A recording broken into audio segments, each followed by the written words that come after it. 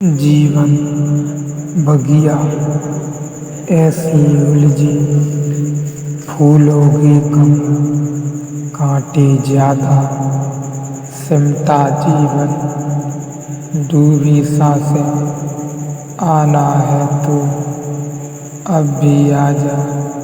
यदि आपने अभी तक पिछला अध्याय नहीं देखा है तो कृपया करके पिछला अध्याय देखें, उसके पश्चात इस अध्याय में प्रवेश करें, क्योंकि बिना पिछला अध्याय देखे इस अध्याय को समझ पाना बहुत मुश्किल है। और यदि समझ सकते हैं तो जरूर देखें।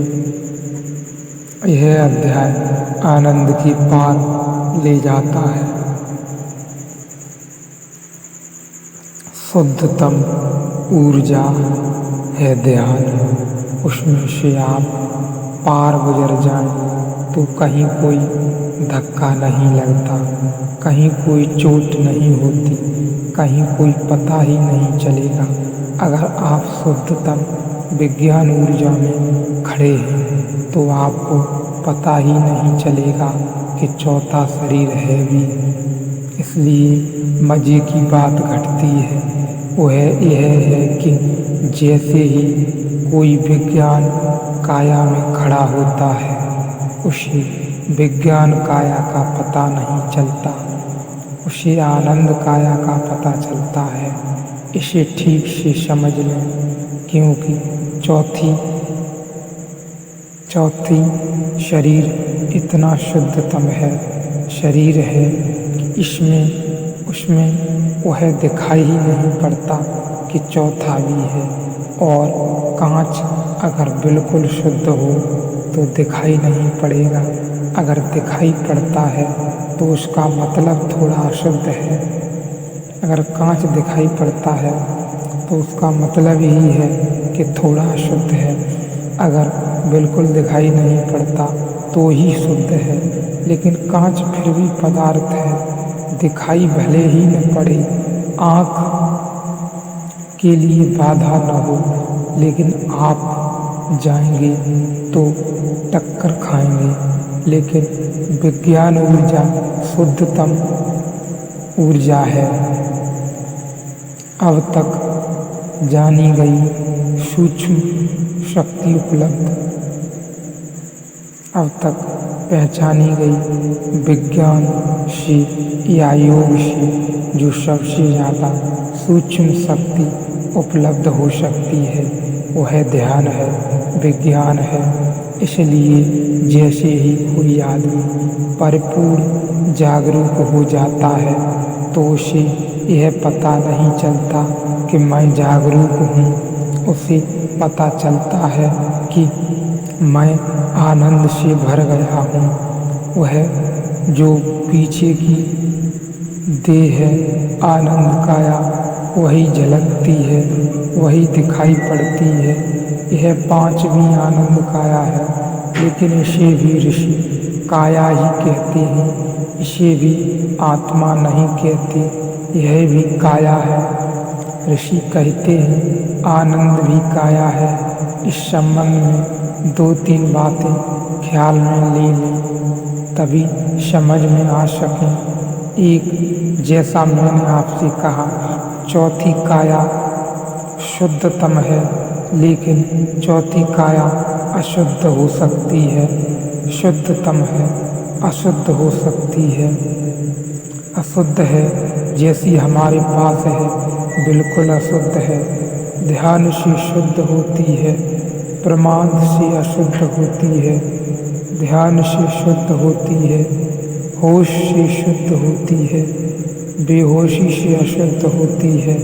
इसलिए जितने वे मूलतः विज्ञान काया की नुकसान पहुंचाते हैं और किसी काया को पहुंचाते हैं, वह बिल्कुल दूसरी बात है। और यह भी हो सकता है दूसरी काया को लाभ भी पहुंचा सकें, लेकिन विज्ञान काया को नुकसान ही पहुंचाते हैं। हो सकता है शरीर को लाभ भी पहुंचा सकें। अल्कोहल एक मात्रा में लाभ पहुंचा सकते हैं और यह भी हो सकता है और होता है कि अल्कोहल लेने पर आपकी प्राण ऊर्जा जो है बहुत त्वरा से प्रकट होती है। इसलिए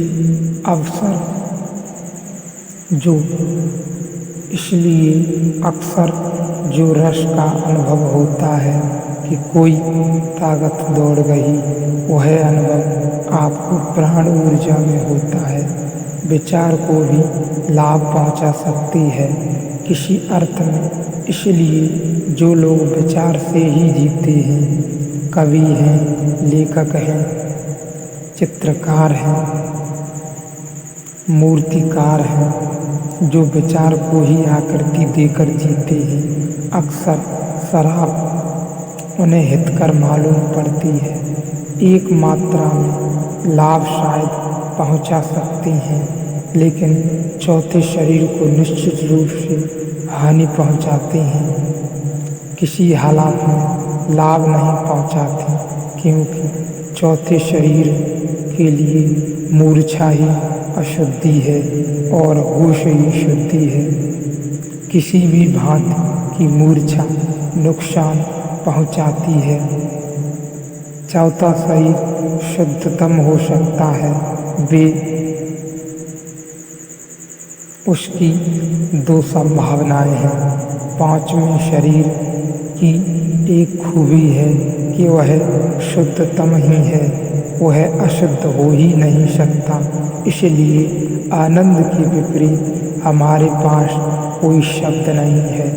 सुख के विपरीत दुख है, शांति के विपरीत अशांति है, चैतन्य के विपरीत मूर्छा है, लेकिन आनंद के विपरीत हमारे पास कोई भी शब्द नहीं।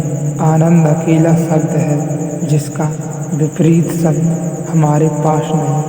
प्रेम के विपरीत हमारे पास घृणा है।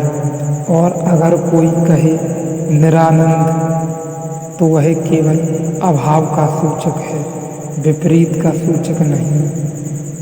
आनंद के विपरीत हमारे पास कोई शब्द नहीं। निरानंद की कोई स्थिति नहीं, आनंद का अभाव है। निरानंद का कोई रूप नहीं, निरानंद का कोई स्थान नहीं, अस्तित्व नहीं। आनंद के विपरीत की कोई ऊर्जा नहीं है। इसलिए पांचवा शरीर के साथ कुछ भी करने की जरूरत नहीं है। चौथे के साथ कुछ किया तो पांचवा उपलब्ध हो जाता है। पांचवा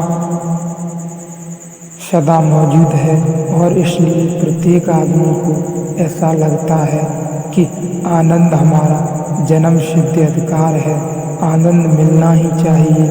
इसलिए हम आनंद को खोजते हैं। कोई भी नहीं पूछता कि क्यों खोजते हैं, क्यों खोजते हो, कैसे खोजते हो। आनंद को आनंद की क्या जरूरत है, किस लिए खोजते हो। और सब खोज पूछी ही जा सकती है, किस लिए।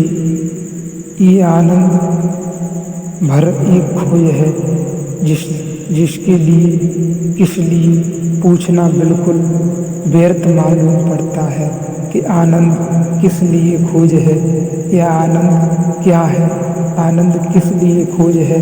या इसके विपरीत कोई शब्द ही नहीं बनता जो हम प्रयोग में ले सकें। आनंद तो खुद में बहुत ही आनंदित है।